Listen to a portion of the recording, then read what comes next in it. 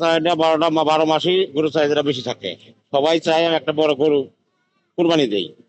যারা আর্থিক অবস্থা খুবই নেই, তারা নিম্ন শ্রেণীর মানুষ, তারা হলো আপনার ওই খাসি দেয়, খাসি কোরবানি দেয়। আর খাসির মাংস তো সবাই খায় না। আর গরুর মাংস বাংলাদেশে 12 কোটি মানুষ খায়, ওই 12 কোটি মানুষই গরুর মাংস খায়। সেই জন্য গরুর চাহিদাটা বেশি, খাসি চাহিদা কম। খাসির চাহিদা আসলে কেন কম, একটু বিস্তারিত বলবেন? কেন কম বলতে যে আপনি তো একবারই বুঝাইলাম, যাদের আর্থিক অবস্থা কম, খারাপ, আর্থিক অবস্থা নাই, মনে চাই সেটা গরু দেবো, পারার নাই খাসি নিছে, এরকম কিছু কিছু লোক আছে খাসি দেয়।